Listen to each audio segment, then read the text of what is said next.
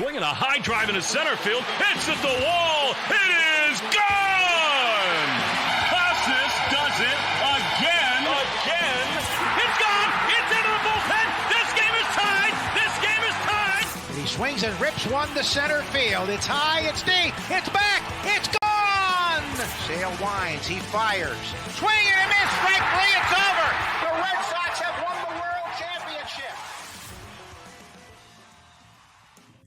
Hey, welcome back to Play Tessie. This is episode 118. This is the official podcast of everything that is bussin', also known as the official Red Sox podcast of WEI. Before we get going, remember, hit that subscribe button wherever you're listening. All your podcast platforms, subscribe, rate us 5 stars. If you're on YouTube, you can hit the thumbs up on the videos. We're on the WEI page, but obviously if you're there, go to a podcast platform, subscribe there because it helps us out a ton when you guys do that.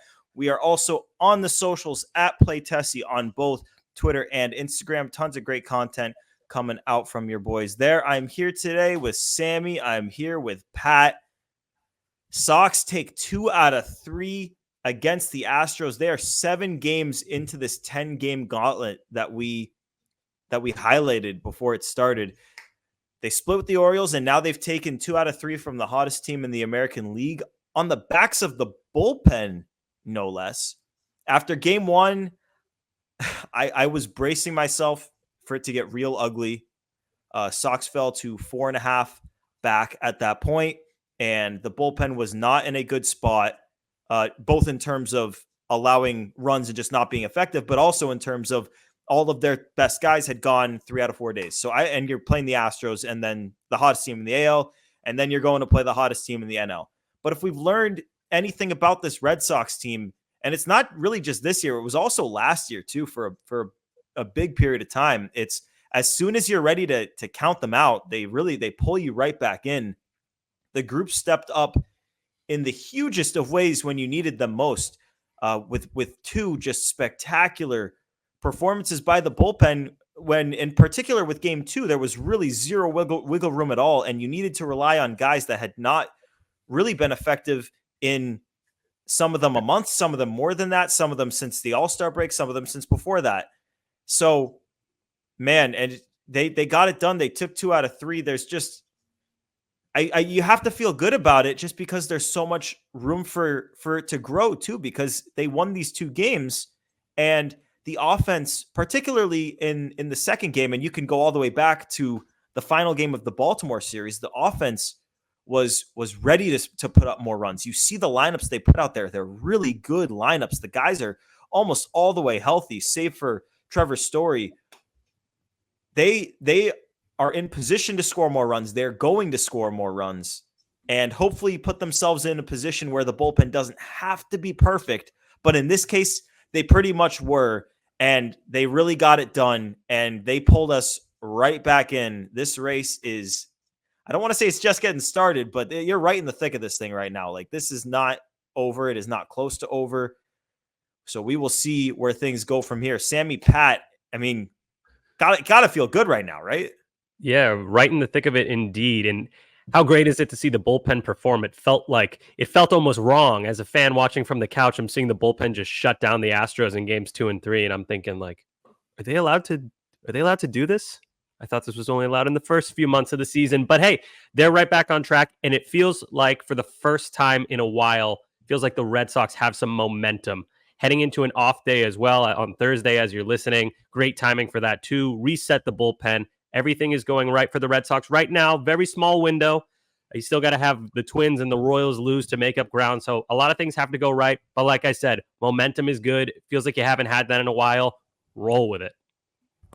Yeah, I mean, Gordo, you kind of alluded to it, but after the first game, I would have bet the ranch on the Astros sweeping that series again.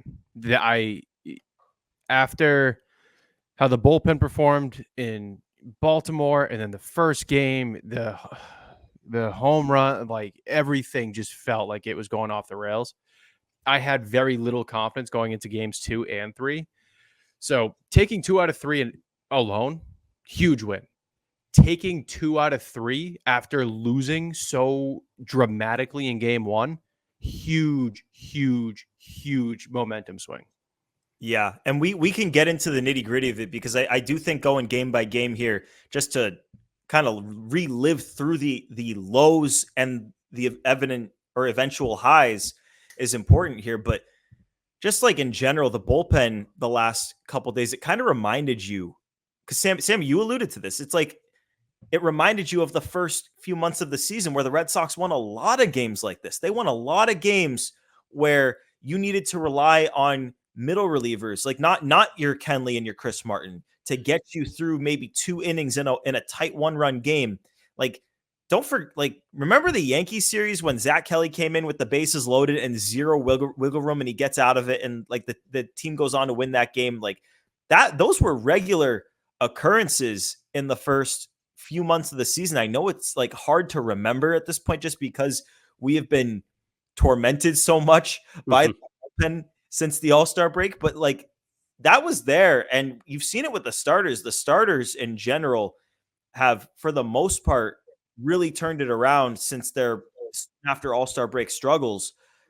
Maybe it's possible with the bullpen too, and even if it's not, like Justin Slayton's doing a rehab assignment on not drop day tomorrow. If you're listening to this on drop day, he's starting it on Friday, and I think he's probably only going to go 1 appearance there, so he could be back like as soon as Sunday. So there's another reinforcement. Obviously, Liam Hendricks on his rehab assignment, not as close because he's going to need a while, but like it's good to see some of the guys that have struggled pitching so well. Because again, like whether it be the guys that they traded for who were also really good in the first half, like these guys all have it in them. They just haven't shown it lately. But now maybe it's there again. Yeah, I mean, you go down the list, these guys who have not been performing, guys like Zach Kelly, Luis Garcia, Lucas Sims fell off a little bit after a decent start. These are good pitchers. These are not schmucks who don't deserve to be on a major league roster. They're good pitchers. It just happened to be that multiple of them slumped at the same time. I don't know if it's like a contagious thing where there's a lack of confidence in one guy and it bleeds into the next. It was bad for a long time. And a lot of people were saying like, this isn't that good of a bullpen. And you really didn't have much of a retort other than looking at the first half of the season. It's a cliche, but it really has been a tale of two halves for the Red Sox bullpen. You could say the same about the rotation. But they're both turning it around. Like you said, so far, again, small sample, but it's encouraging. So you just got to have to hope it continues. And then those reinforcements. I mean, Slayton was a weapon early in the season up until the middle point, going multiple innings, leverage situations too. This is a Rule 5 guy, and he's been key for you. And then you have Liam Hendricks. I mean, people may forget, this guy is, I think, a 3-time All-Star, one of the best closers in the world for years, like a long, long career of a lot of success at a high level in leverage spots. Don't expect him to come back to that form in his later years, but still, man, if you get 75% of Liam Hendricks, that's still a weapon. And I still believe that he's going to come back sooner than people think. He's one of those crazy dudes who was born to be a late inning relief pitcher. But yeah, man, I want to go through these games one by one and get this first one out of the way. Yeah, let's do it. Because honestly, even though like the second two were obviously the highlights because they made us happy, the first one made me feel the hardest, if that makes sense. It's good though, because like you'll get into it in a minute, but like you can hardly have a worse loss than game one when you're playing their B team because they're beat up and they make a million errors. I believe four like that. 4 errors. Yeah. 4 errors, and you let them beat you. That's crazy to me. So it goes further too. It goes because like think about it. You have Tanner Houck on the mound, and he looks the best that he's looked since before the All-Star break. I don't even think you can reasonably dispute that. He looked like first half Tanner Houck, and the start. The whiffs are back. Yeah, exactly. The strikeouts were there. The swing and miss was there. It was great. Yes, he let in 3 runs, 2 of them earned. But he looked awesome. And if you told me before the game that you would get a great start from Tanner Houck and then you'd throw your 3 best relievers, I'd say that's a game you win. You have to win. You win almost every time. It didn't go like that. And not to mention I felt like the umps gave the Red Sox a few pretty crucial calls there. Oh, yeah. You got a ton of favors from you're up, including the challenge too. Yeah. You're up. Yeah. Oh, that's another thing. The Astros could not use their challenge correctly. They used it once, lost it, and they thought they could use it again. And they were like, no, you lost your challenge. And then the Red Sox the Red Sox won their challenge in a play that the broadcast thought was not going to get overturned, and it took a run off the board, a big run off the board at the time. Can I be honest? I have no idea how the Red Sox got that call. No clue. Not a clue. I thought he looked out. I thought he looked out. I was like, I guess I'm stupid because the broadcast is saying that he's safe, and I'm like, okay, like I don't know. I was like sitting on my couch, like I think he's out. On top of everything we mentioned, you're also up 1-0 seconds into the game. That was literally the first pitch of the series. You're up 1-0, and how good did you guys feel? Duran leads off the game on the first pitch with a home run. You're like, oh my God, this is it. They're going to turn it around. And then it's the same old story. That was an unbelievably painful loss. And you needed that win too. And I believe, if I remember correctly, both the Twins and the Royals had won that night. So everything was going your way, but none of the results followed suit. It was just an absolute nightmare of a game. Like, it's one of those, if that had been the death blow, we all would have been like, yeah, it makes sense. Can't get much worse than that. Yeah. Alas. That was an absolute backbreaker. That whole game. Because you had Tanner throw phenomenal. You had, correct me if I'm wrong, it was up 2-0, and then they were up 4-2. Then it was 4-4. And then somehow, some way, you end up losing that game 5-4. And not even just losing on like small ball or putting together some hits. No, it's on a long ball off of Kenley in a non-save situation. And the way you lost too, you have Jordan come up, and we're all in our little group chat like, you got to walk him. Kenley dusts him easy. I think 3 or 4 pitches, bang, bang, bang, gone. Sit down. And we're like, we're gonna win this, boys. They got Jordan on 3 pitches, and then before you can even get the words out of your mouth, I'm not even gonna lie. I ran into the kitchen to grab a glass of water, and I came back, and Diaz was rounding the bases. And I'm like, great. I'm not even going to drink this water anymore. Let's back up for a second, because I want to back up to something, Sammy, that you had tweeted and predicted before the game, because obviously with a left-hander on the mound in Kikuchi, who looked good, and he's been good since the All-Star break. Obviously it was good to get runs early. The Sox kind of had him, I don't want to say on the ropes, but his pitch count was up and they were scoring runs early, and then he really settled down. It was kind of disappointing to see him make it as far in the game as he did. But when they yanked him, Yoshida comes in to pinch hit. It felt like they picked like the worst time to pull him. I know he was at 100 pitches or 98 pitches or wherever he was at, but they put the righty in for the righty. But obviously Cora pinch hits with Yoshida, clutch 2-run opposite field tank. Yoshida continues to be as hot as humanly possible. The Jarren Duran homer like got me on my feet. The Yoshida homer was when I thought, man, they're going to win this game.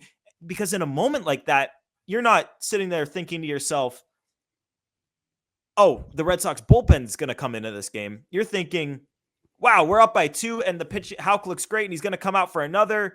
And then you got like the high leverage guys and like, we're probably going to score more runs. And like, you're just feeling great. Yeah, we don't rely on the middle guys that we normally do. You just go right to Martin and Jansen. It's over. Yeah, exactly. Yeah. So that was what was such a killer. And, you know, obviously Lucas Sims, I feel like has become, I don't know. Tell me is he a polarizing figure with Red Sox fans? Like, are there fans that aren't on that train? No. Yeah, I think he's just a reliever. He's just a reliever. He's up and down. He's come as advertised. He's nasty, but the control is the issue. Yeah, and it was in this game in particular. Good God. I think he got a called strike on a pitch that wasn't a strike. So if we count that as a ball, I believe his first 6 pitches were outside of the strike zone. That's, in my opinion, my professional opinion, that's not a good start because you want to throw strikes and he threw balls. Does that make sense? I think Can you run that back? I'm having a tough time. I'll explain later. But yeah, we'll do it. They've been using him in, I think Cora means to do this because he's got, and people will roll their eyes, he's got nasty stuff. So when you got a guy like that, it's the same with Zach Kelly. Cora likes to put him in these kind of tight spots, the fireman, I guess you could call him.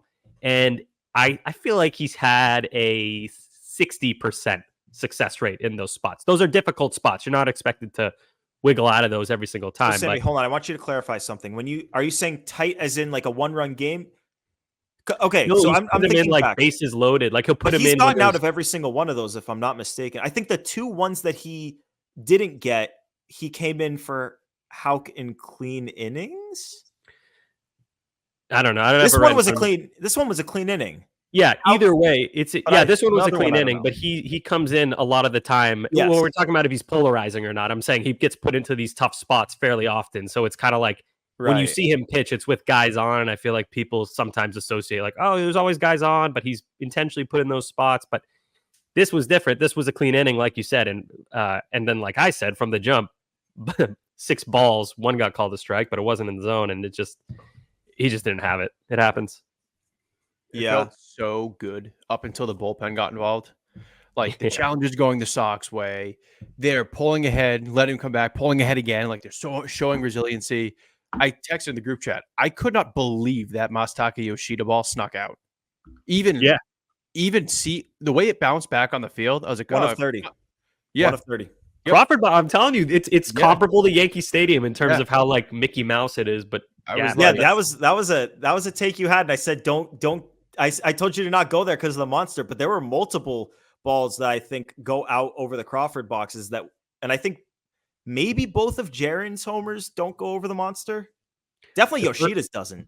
Yoshida, no way. I don't think because either. especially the way that bounced off the wall, I was like, oh, probably hit 3/4 of the way up.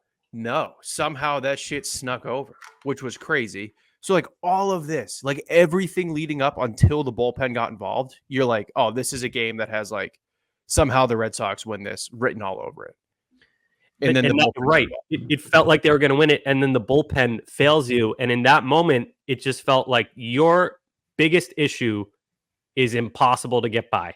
You had everything go your way, and even the umpire was in your back pocket, and you still lost. And it was just, I mean, that was like, you see that video where there's that monk and he stands with his legs apart and the guy just keeps kicking him in the crotch. That's what that felt like. It felt like you're just getting kicked.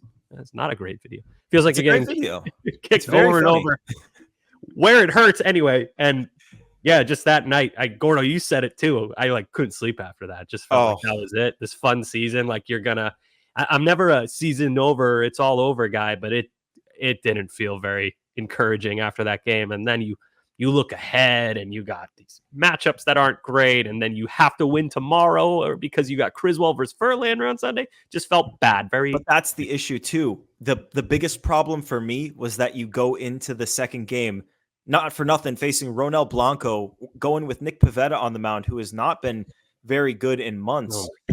And to add insult to injury, we didn't know how many, if any, of Lucas Sims, Chris Martin, and Kenley Jansen were going to be available coming off of all of them throwing 3 out of 4 days. So I was in a dog shit mood all day leading up to that game. And even during the game, like I was so still upset about the night before that even when the Red Sox went up 3-0 in the first inning, when Casas took one to the absolute moon, my reaction to it was they're just going to cough it up. And I was like, they did. And I don't feel right. Like I'm not like taking like a victory lap over that because they won and I wasn't like whatever. I wasn't like rooting for their demise or anything to be right.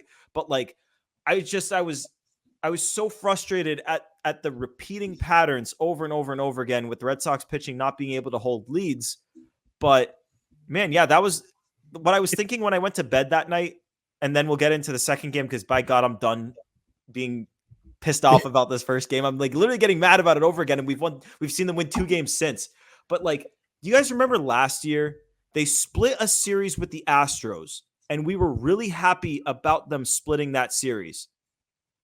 And then they went to the Dodgers, I believe took 1 out of 3 and then got swept by the Astros. So it felt exactly like, oh, Sox are coming off a split with the Orioles that were like, okay, that like you split with the Orioles. That's not a bad thing. And then they go and at that point is last year where the season ended. And it felt like it was happening again right in front of our faces. But again, let's get into the second game because the second game felt like an extra inning of the first game.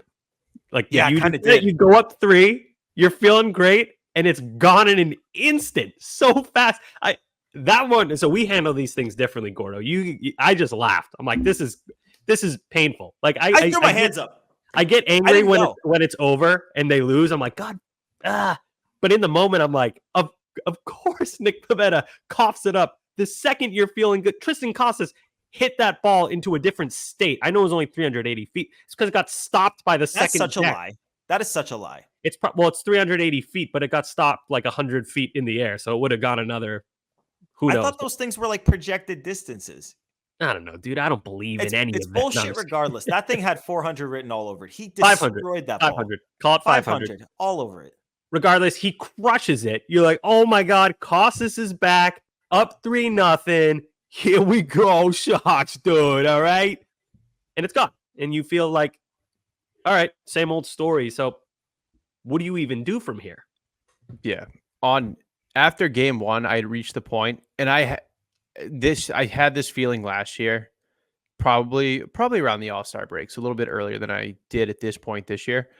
The second they went up 3-0, I knew they were blowing it. Like, I had already come to terms with it. I was okay with it. I said it's going to be a ball game after about the 4th inning.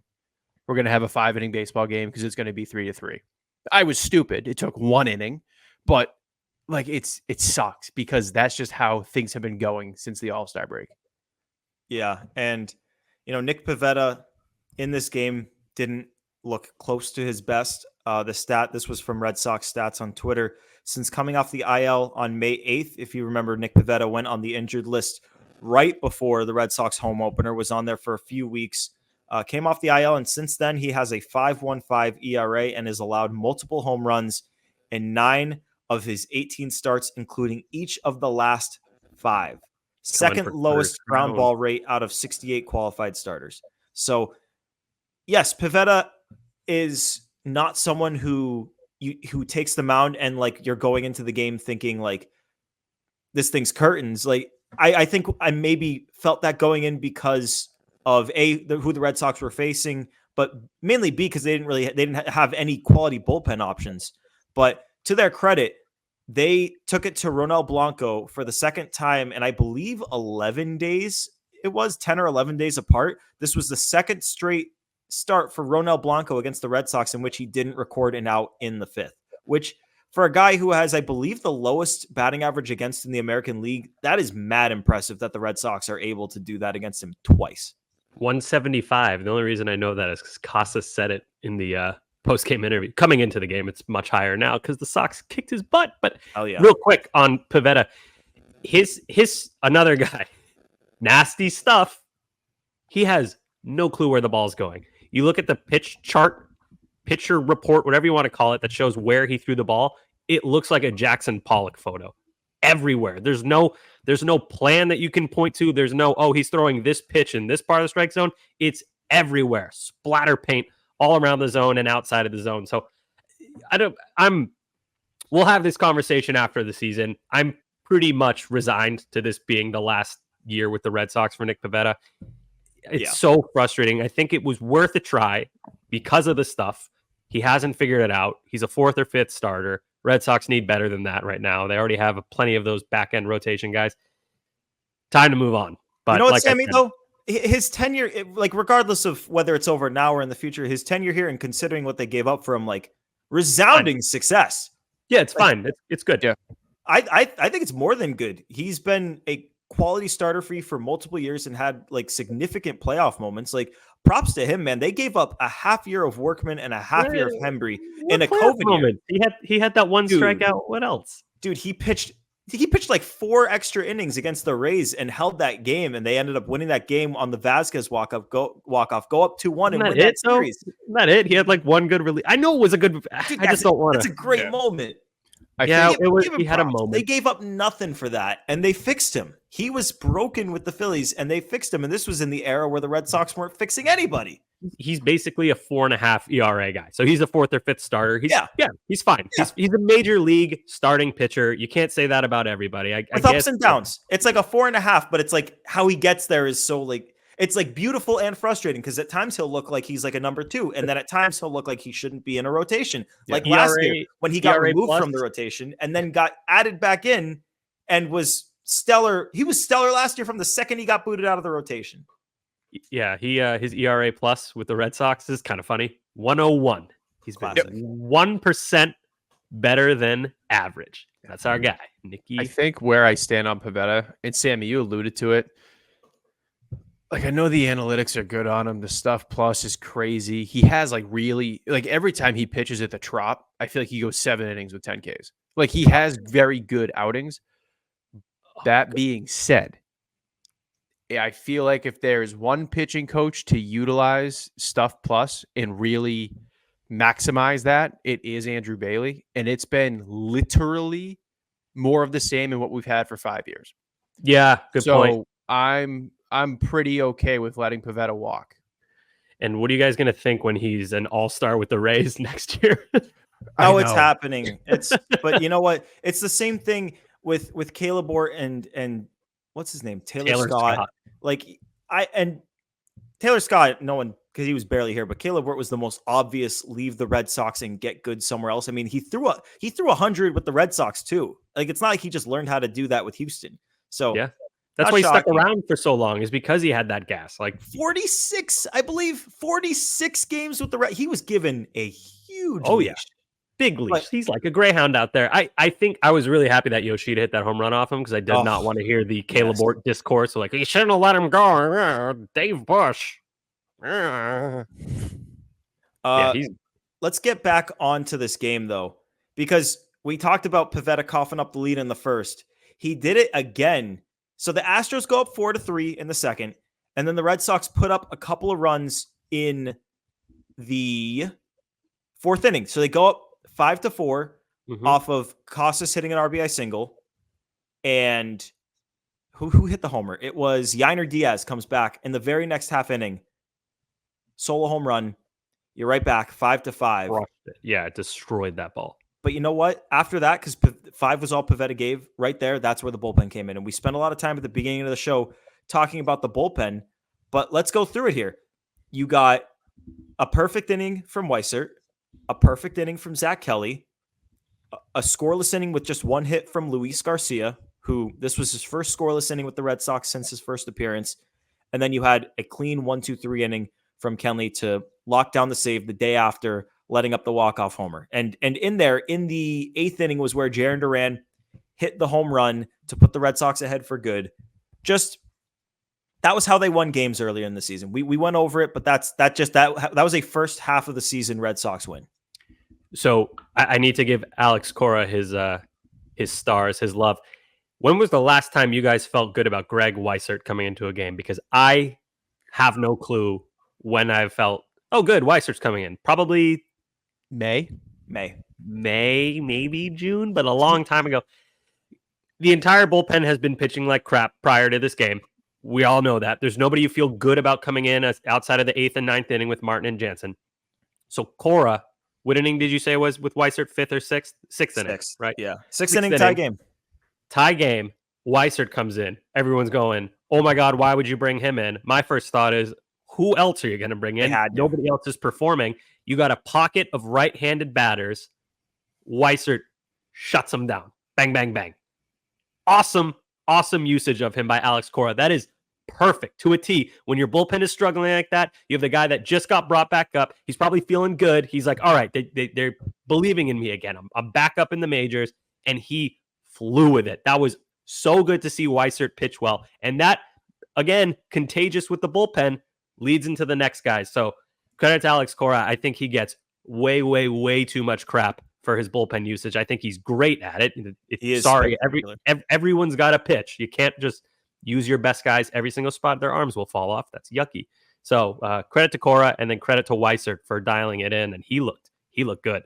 Yeah. And this is a credit. This is something that is not just spur of the moment. Like, they brought Weissert back for a reason. Like, they saw that pocket of righties who they're all right, like at the bottom of the Astros lineup, like they had like 4 guys there, all righties, none of them particularly good. Like, the Astros beat writers are writing about how they fucked up royally trading Wilyer Abreu and how they have had zero luck in the outfield, especially with Kyle Tucker down.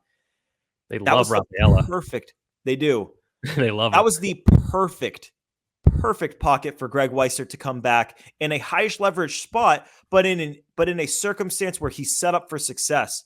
And Weissert knows going in, that is his pocket. So it's not like he's like sitting there. Like Alex Cora, every player says what is the best thing about Alex Cora? It's his communication. So Greg Mhm. Weissert knows that is the pocket. Those are the guys I need to be ready for. How am I going to attack those guys? And so you just go in the game, and it's like you have the answers to the test. You just got to copy and paste. Love that. Yeah. Beauty. Good analogy. Ooh, pop off, Queen. Yeah. That's a good little line, Gordo. Yeah. But you know what? It was good. It was good to see him having success because like he'd been passed up and rightfully so. Like they'd called up and sent down a bunch of guys several times since Weissert went down, and he wasn't picked to come back. He got his rest in AAA, had some success down there. Good for him to come back. And like obviously good for Zach Kelly to bounce back too in a big way. Not just in the second game, but the third game as well. And Luis Garcia, honestly, maybe the biggest bounce back of all of them, if we're being honest. Dude, that guy was a home run derby pitcher for the first 5-6 performances. But that one is like, he had to bounce back at some point. Like we spoke about this on the last episode. He's never been a star, but he's been a solid relief pitcher for a long time. He's like 37 years old. He's not some guy who just came onto the scene. So I don't want to say I saw it coming. That would be disingenuous, but I don't think it's a shock to see him bounce back. It's good to see. I do have a question. And this is one of those things, like, if I'm able to notice this, I figure the Red Sox are. Do you guys think Zach Kelly kind of has a tell, like, with the timing? Because I feel like he leans towards third base right before he delivers the pitch every time, and that has to help the hitter with their timing. Like, okay, he's about to start. Here it is. You guys notice that? How much do you think that actually would help a hitter, though? Because it's like, think about like a pitcher going through the windup. It's like, how long does a windup take? Like they don't. I think anything that you can time is an advantage as a hitter, in my opinion. Yeah. But then, like, why would pitchers go from the windup ever? What'd you say? But then, like, by that logic, why would pitchers ever throw from the windup? Because all you're doing is giving hitters more time to realize, like, when you're doing what. Whereas if you just go from the stretch, you just up and go. So, some guys do that. But when you are going from the stretch, I feel like I don't know, it just looks like a little bit of a tell. And I don't know if that's just me noticing this now and he's always done that and it's not really an issue or what, but just something I noticed that Zach was doing, like, both games he pitched. It's a little lean towards third base, and then the pitch comes every time. Look next time. Maybe I might be crazy, but it felt like it was a trend. I'll take a look. I'll take a look. They're all gonna get a rest day on drop day on Thursday, so everyone is gonna be available on Friday. So maybe we'll see him Friday. Maybe. Should we quickly do some game 3 before we pick an MVP? Oh, you MC Gordon. Yeah, dude, game 3. Yeah. Before we get to the MVP action, how about Cooper Criswell letting up a leadoff homer and then nothing from then on, 4 2/3 straight, no runs after that one leadoff homer to Alex Bregman, who thank God we didn't have to see until that third game, because after how he played in the first Red Sox-Astros series and how he's played against the Red Sox for his entire career, was nice to just not have him there. Yeah, man, holy Hebrew hammer. That guy is friggin' nasty, and he kills the Red Sox every single time. They should sign him for next year. But yeah, great strategy by Cooper Criswell. Give up a bomb, let the Astros get really excited, and then crush their spirits, obviously by design. Yeah. He gave up that. Yeah, classic. So, no, jokes aside, he pitched really well. We have to remember who Cooper Criswell is. He's way overperformed, I think it's fair to say, what we thought we would get. $1 million signing, not exactly didn't come with much, flowers and excitement. He's a guy that the Rays gave up on. People will give him crap for that, but also the fastball's like 89 miles an hour. But hey, he did his job. He's not going to be able to go 6-7 innings very often. So to see him give you 4.2 today, pretty solid, very solid. I shouldn't give him his credit. Didn't mean to demean it like that, but yeah, really, that's what you're looking for out of Criswell. I set the bullpen up to shut it down, which sounds funny after all the baseball we've been watching, but that's what we did. And yeah, no complaints, kind of straightforward with Criswell today. Yeah, and then offensively, you had Duran lead off the game with that electric double where he legged it out in a situation where most guys don't. And then he scored on a Casas single in a spot where most guys don't, because they were talking about it on the broadcast. Center fielder had it before he gets to third base. That's usually a telltale sign to hold the runner, but it's Duran. So kind of all bets are off there. uber aggressive, sent him. He makes it. That was a big run. Obviously, now the Bregman homer only ties it. So Duran was kind of the catalyst, but the non-pitcher star of this game, and honestly just the star of the game in general, because he took this game over, was Ceddanne Rafaela. Yep. Both defensively, because like the defense was well documented. He made play after play after play, all super hard plays, and there was really no, like, no, I don't want to say mistake, but there was no tough play that he tried to make and didn't make. He batted 1,000 on those, but then also in the second inning comes up with a man on first and hits a clutch RBI double with 2 outs to put the Sox ahead. He then did it again, drove in another run later in the game. That one put him up 3-1 and gave you at least a little bit of breathing room. So that guy just start to finish during this game, just play after play after play and hit after hit. He was everywhere in this one. That was like a video game. It was ridiculous. It felt like every inning, especially game 3. He had the I think the single best play was the jump throw in game 2. But game 3 was like every inning he would make some sort of crazy play. And by the way, got to give Tristan Casas credit too at first base. He made some sick digs over there. Rafaela was throwing like backwards, off balance, on the run, going this way, that way. So don't expect the throws to be perfect. But when you got a 6'4" or 5" dude who's kind of like a big baseball vacuum cleaner over there at first base, it makes life a lot easier. We saw how when you play, nothing against Romy, but a smaller guy like Romy at first base, it's not ideal in terms of a target. So, but yeah, Ceddanne Rafaela at his second position, his secondary position, which is maybe the hardest position on the field, shortstop, catcher, center field, take your pick. He just looks unbelievable. And you think back to earlier in the season, how awful the infield defense looked. Ceddanne comes in.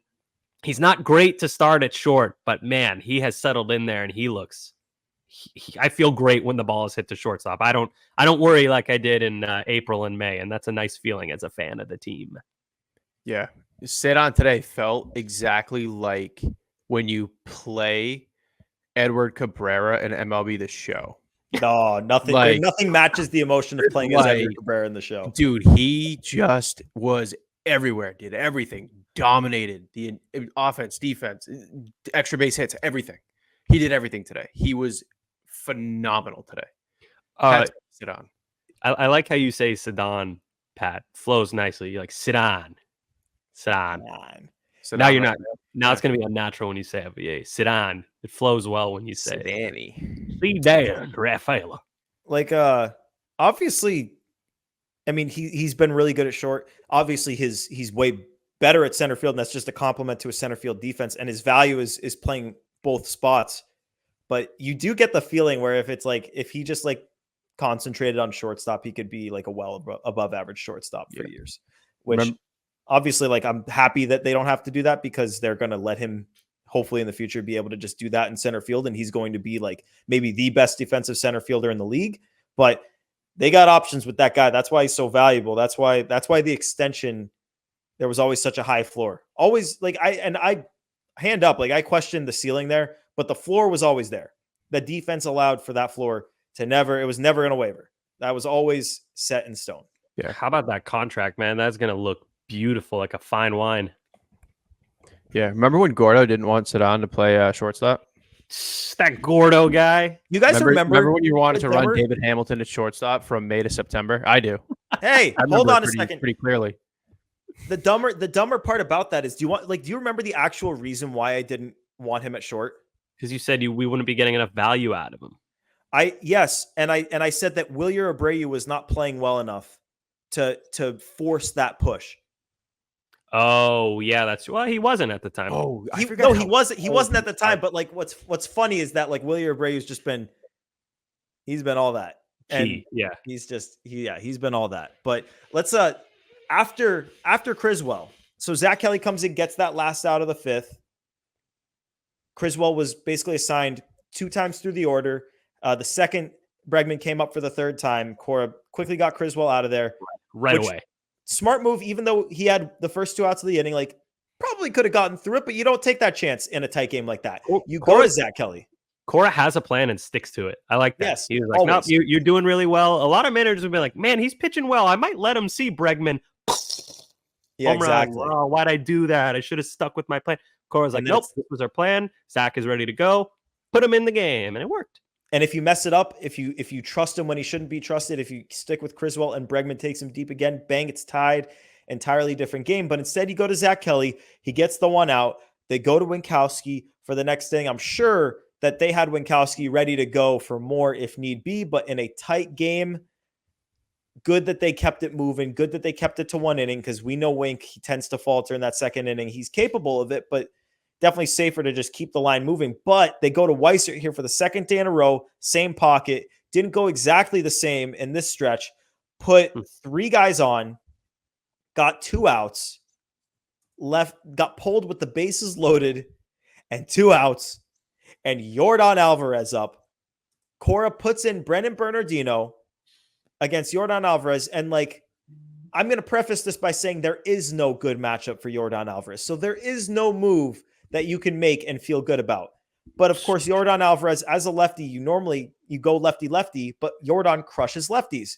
And Yordan hit a home run off Bernardino about 10 days ago. So even though you had the targeted matchup, I didn't necessarily feel good about it. But Bernie comes in, strike 1, strike 2, strike 3. It was the moment of the game. The game could have been turned around on its heels in that moment with Yordan Alvarez. We've seen it happen way too many times against the Red Sox. Don't get me started on how he played against them in the 21 ALCS. It was insane. Always, he always plays well. What's Yordan's numbers? I'm gonna look up. He's hitting in like the 400s, I think, against the Red Sox, or maybe that was at Fenway, but his stats against the Red Sox are stupid. He's hitting 371, 26 hits, 7 home runs, 21 RBIs in 20 games. It's basically every other game. What's the math on the home runs per 162 if he did 7 and 20? That's basically a third, basically hitting a home run in over a third of your games. I'm doing the math so it's right over now. 50 homers. That's like got to be like close to 60 home run pace. 162 divided by 20 equals 8.1. 8.1 times 7. Yeah, 8 times 8 is 56. Yeah, a little like 56 or 7. Yeah, there you go. That's what he does against the Sox, which is insane. He had a couple of balls off the bat in this series where you thought, yep, there's another bomb, and they get caught like at the track, or like there was one today in the third game that got caught maybe like 3 or 4 steps in front of the track, but it just like it fell off the bat, like it, because it's Yordan. Anytime he touches the ball, it looks like it's going over. He's the closest thing to David Ortiz since David Ortiz. Like the way he plays. I know he plays the field more than Big Papi did, and he doesn't have nearly the accolades, but just the power hitting, imposing visually too. Like when Big Papi came up, his like snarl he did, and he's just a big guy, just probably intimidated pitchers. And it's the same thing with Yordan. I think Yordan's a little less flashy than Big Papi. Like Big Papi had the chains and everything and, fired up everybody. Yordan's kind of about his business, but point remains, he's the closest to David Ortiz since David Ortiz, in my opinion. Pat, you got a bullpen nugget before we go to Series MVP talk to close this thing up? Well, I got a everything nugget. So we often sing Alex Cora's praises, justifyingly so. I mean, in my eyes, the best manager in baseball.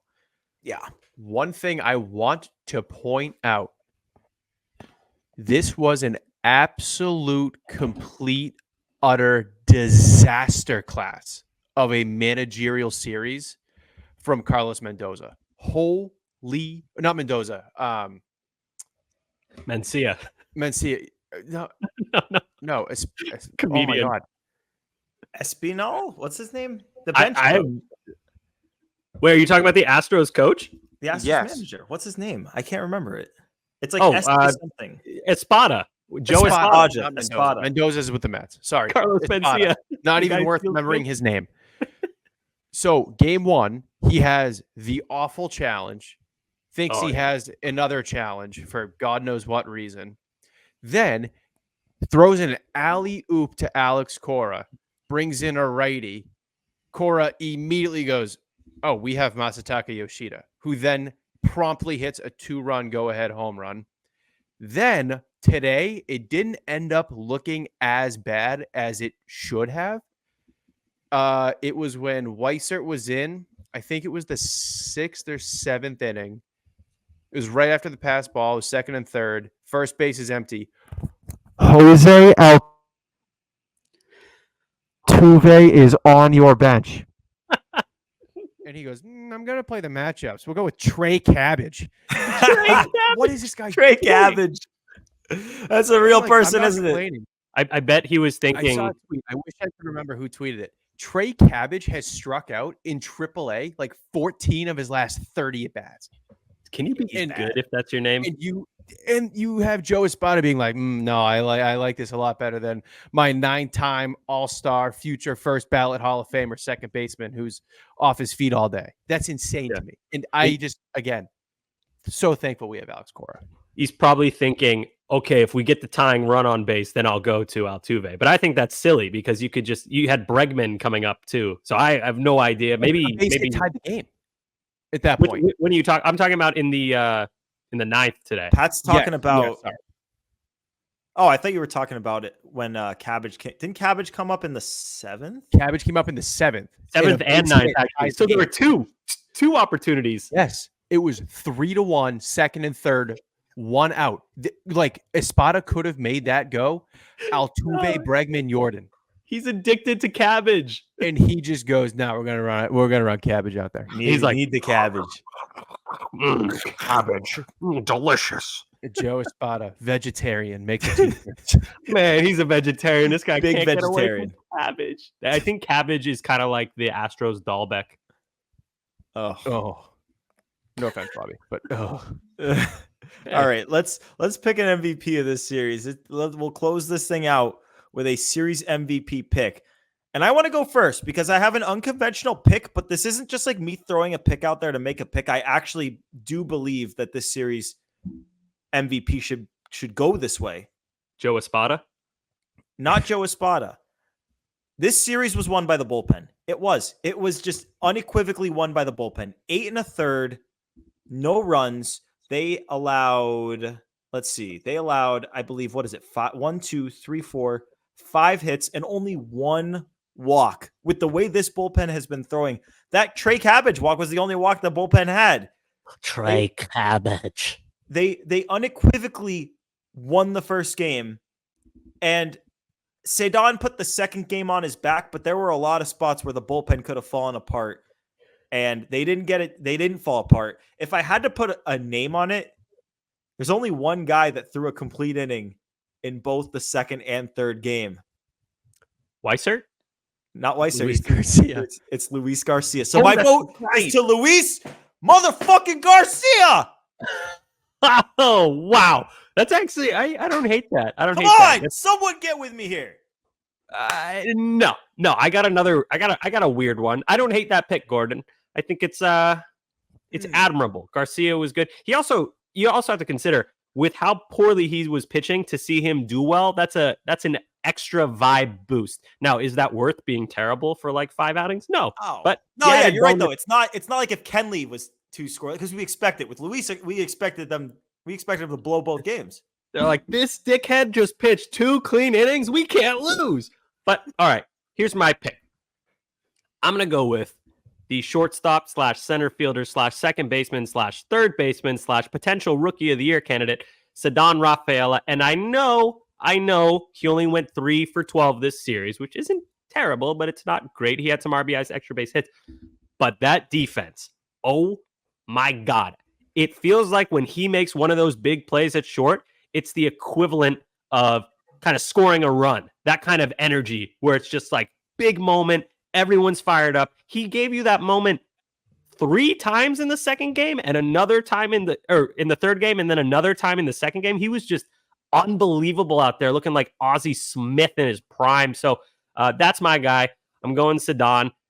Some decently big hits, but mostly the defense. Good God. He also stole you some bases too. So that's my pick, Ceddanne Rafaela, though I respect your pick as well, Gordo. Going with Ceddanne. I respect the pick too. He put the third game on his back. Undeniable. Pat. Joe's going to need to come in because I'm going with Jarren Duran.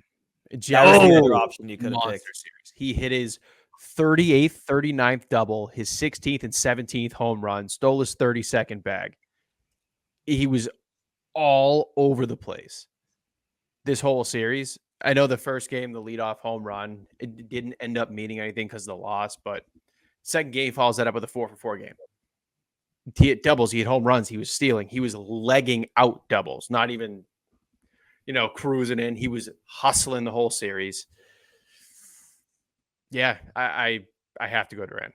Led These off are all all good. 3 games with an extra base hit. The Yes. home run to lead off the first, the double to Yep. lead off the second, the double to lead off the third, and he scored every single time. So it was a catalyst to everything that went well in the series. So I was thinking going into this, there's only 3 directions you could go with it, and we literally just took all 3 directions. So Joe, jump on in here, man. You've got the tiebreaker pick. I don't think there's any. Do I have to break the tie? This is hard. This is a hard choice. Is there anyone else that you could reasonably pick? Like, I guess you could pick Criswell if you wanted to, but Joe Espada.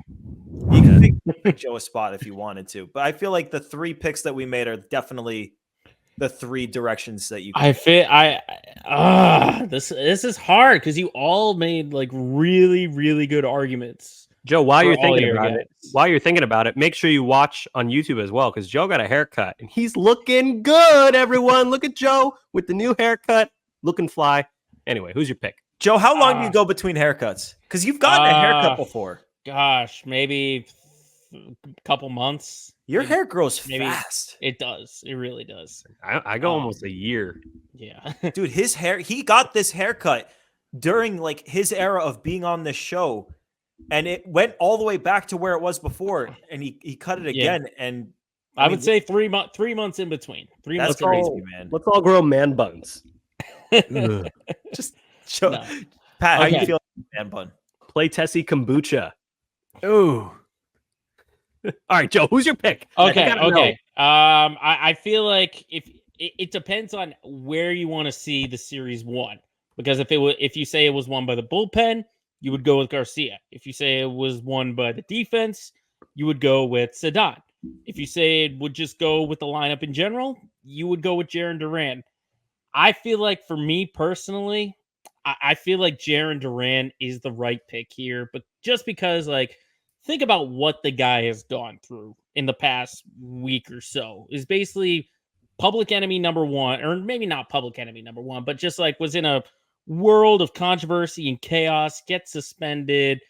He comes back and he's hit himself. This series helped him get back with Red Sox Nation. So I am going to take Pat's side on this one and choose Jarren Duran. It's a good point too, and it's not like it was a situation where he was a victim and had to be, uplifted by everyone. It was like, dude, you made a mistake. You got to come forward and apologize. And that, I'm not saying I feel bad for the guy, but that's got to be an uncomfortable feeling for him. He earned it and fight through it, and now he's back to playing well. So hopefully that's in the past, and he doesn't do it again. So there's like a 0.1 difference between him, Ceddanne, and Luis Garcia. Just keep yeah, that. it's close. There's no Him, bad choice. Ceddanne, and Luis Garcia. We've always said that. Yeah, Yeah. we've always said the core of this team is Jarren Duran, the bullpen, and most specifically Luis Garcia. Joe, when you were saying all that stuff, I really thought you were going to jump on the Luis Garcia bandwagon with me.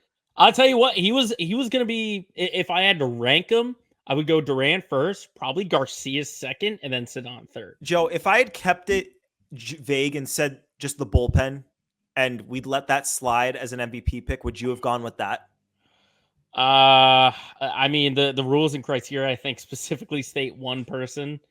But if you were talking in a group, I probably would have said yes. He's like the front facing man of the group. Luis Garcia, he's always been the leader of that bullpen. See Jarren Duran, final answer.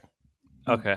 Yeah. No, mad props to Jarren Duran. No, I agree with your guys' points. He dug himself the ditch. He owned up to it. He apologized. He paid the price. It's been well documented. I know how badly he feels. He takes this stuff really seriously, and he's a genuine guy. So it was good to see him bounce back. But obviously, again, like, it's not like anyone is feeling sorry for him for what he had to go through. He earned it, but you know what? He's earned his way back from it. So it's good to see him having that success. So Jarren Duran, with his probably like 150th series MVP of the season. Any final thoughts before we get on out of here real quick? Anything? Yeah. Other than Kenley, did anyone in the bullpen surrender a run? I think there was one other. No. Might have been just game one. Oh, Sims. Yeah, Sims, Yeah. Sims. Oh, but hey, that's pretty good. Just Yeah. Kenley was just a solo shot. He's still your closer. You shouldn't do that, but still, good job, bullpen. Nice to see. Yeah, and they get the off day on Thursday, and for Kenley and Sims, Kenley will have had 2 off days, and Sims will have had 3, and those are guys who've been pitching a lot. So good to see them get rest. Hopefully, the game on Friday allows for Chris Martin to get another day, because I know they want to be careful with him and haven't been able to be as careful with him as they want to be. So we'll see the bullpen usage this coming weekend, and we'll see if Justin Slayton makes an appearance in the finale of the series, or maybe the start of the Blue Jays series. Maybe he's like the 27th man, although I think maybe they need to add a starter for that. So we'll cross that bridge when we come to it. But just to put a bow on this, talked about this 10-game gauntlet. They are 4-3 in this first 7 games of the gauntlet. They've got 3 to go with Arizona. The goal here was 6-4.